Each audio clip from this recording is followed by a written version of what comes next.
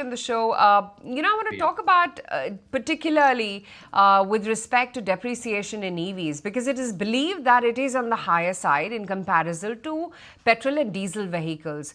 What's been your understanding?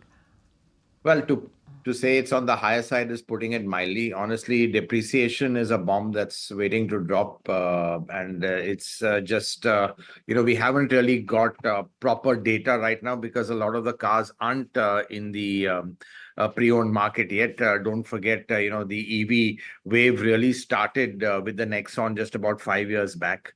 So cars are still with the original owners, but I think.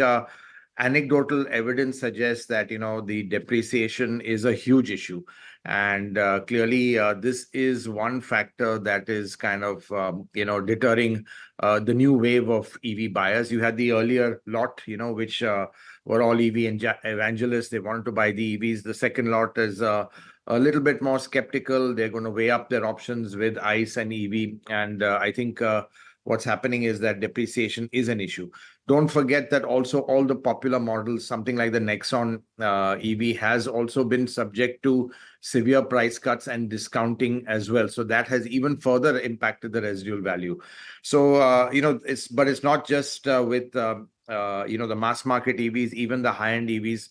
We've seen a considerable drop in their residual values. And what's happening right now is there are really no transactions happening because the prices are so low, or what the owners who want to sell are getting is so low, they're just hanging on to their car.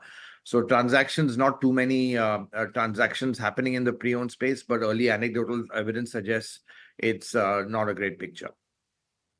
Okay, Hormazd, morning. I just wanted to get in your take as well then and talk a little bit about pricing in terms of electric vehicle prices in India. Do you think it could maybe go the smartphone way, that with technology upgradation, that products could become cheaper, that there will be options, there will be reduced raw material prices, particularly battery, because that's still, if in a way, if one could call it the pain point, is what it is for the EVs.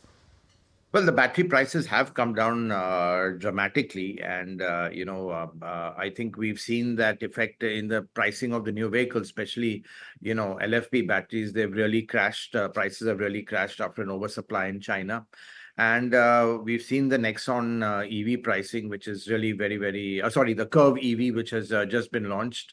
The Curve EV pricing, that's very aggressive. We've seen, as a result of the savings on raw material costs, we've seen the existing EV models prices being slashed. Everyone's done that, whether it's Mahindra, whether it's Tata Motors, MG. MG did that with the Comet as well, to kind of course correct. So clearly what we are seeing is a combination of price cuts and the fact that there is a natural let's say let's poor residual value for EVs is a double whammy in a way. So I don't expect the residual values to really improve as a result of the lower pricing of the models. But I think honestly it's something we need to accept. The manufacturers need to take it on the chin.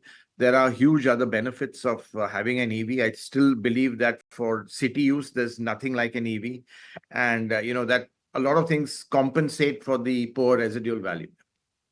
Almost, I have a slightly different, thought here, and let's discuss that, which is that the terminal value of a car is also a function of after 3 years or 5 years at what price you can sell it at. Yeah. Given that EV is now becoming better, it's more affordable, do you think somewhere the terminal value or the resale value, terminal value, I'm so sorry, I'm used to using stock market terminology, but the EV value or the resale value of a EV could be much higher than ICE. So if that is the underlying thought, do you think the impact on the EV depreciation would be much lower? No, I mean, I think, no, I don't think that after, let's say 5 years, an EV's residual is going to be higher than ICE. I just don't think that's going to happen because, don't forget there's a lot of changes in technology. We're seeing changes in battery technology. We've already seen the Curve EV, which has moved from, cylindrical cells to a prismatic cells for more power density. So just like smartphones is very fast evolving technology. Not like ICE, where, an engine will be the same for maybe even 15, 20 years and unchanged, and you'll have just minor facelifts. So, the changes are not that dramatic or great, and that really has an impact on the residual value. But I think, as I said, to kind of arrest the residual value, some brands are giving assured buyback schemes to owners that, after 5 years or 4 years, they'll buy it back at 60% of the original value.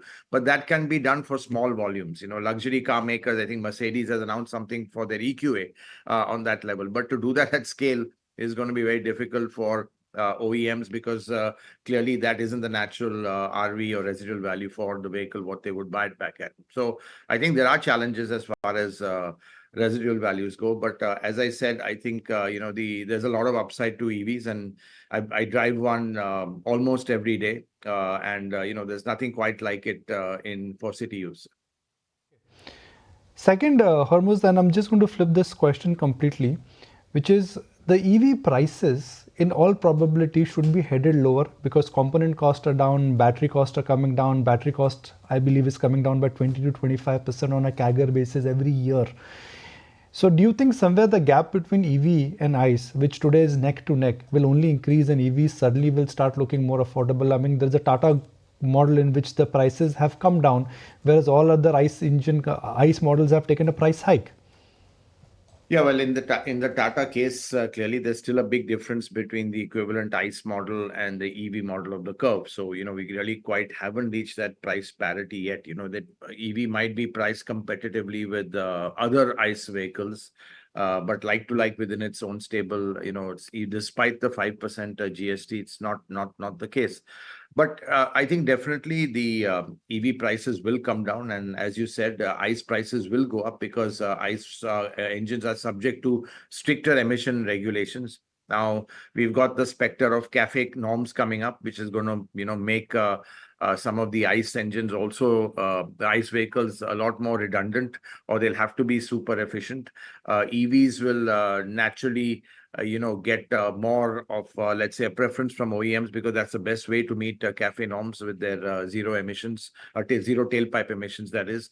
So you will see, let's say, ICE vehicles under challenge in the future, not just from price, but even from a regulation standpoint. But is the natural demand for EVs still there? It's definitely not quite there. And until that happens, you're going to see, strong discounting. Margins are really challenging on EVs as yet. I don't think any car maker is really making any money selling EVs. So I think, the challenges are still there. And, I think it'll take about, 15-20% penetration of EVs to really, to get to a certain scale where you can achieve a genuine price parity. Interesting. So why then players like Maruti are now entering the EV segment? I mean, is it a must-have in terms of, positioning in your portfolio? And what would it then do to the dynamics of Tata Curve, which I believe up until now has sort of ruled the EV segment? Yeah, Tata as a brand has ruled the EV space. I think, actually they've done fantastically. I don't see them relinquishing their lead very soon, because they've got a lot of models up their sleeve. Maruti, I think it's not just Maruti. Every OEM has to come into the EV space, as I said clearly, because there are certain very strict CAFE regulations coming in 27 and 27, 28. They are so strict that if you don't have an EV in your portfolio, it will become an existential issue for a lot of OEMs.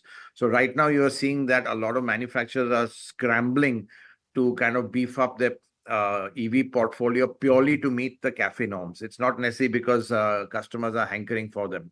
And I think it's this regulatory push, which will kind of, in a way, be the initial driver for, getting the EVs over that mark into, let's say, a certain level of, let's say, penetration. And, and that's really what's driving everyone, including Maruti right now, to, push for EVs. I think, honestly, Maruti have been smart. They've played the game rightly in a way. They're coming in at the right time, though they are late to the party. I think they're pretty good on CAFE in any case with their small capacity engines, CNG and hybrids, which they have, and EVs will just make their CAFE numbers even stronger. So really, I think it's a lot to do with regulation, why everyone's coming in with EVs as well. And any expectation from the FAME 3 policy and what segments could likely get what benefits? Well, yeah, I mean, it's we have to see right now. We're in this transitionary period, but I think clearly what is I think quite clear is that and there's a universal, let's say, view that EVs need to be supported with subsidy or with lower taxes until we reach a 15 to 20% penetration. Because right now, given the current state of demand or the shaky demand, and especially in the PV space where EV penetration is just a little above 2%. It needs as much, EVs need as much, let's say, fiscal support as they can get. Appreciate your time. Thank you, Hormazd, for giving us your take on all the latest updates and EVs and all the trends within the auto space.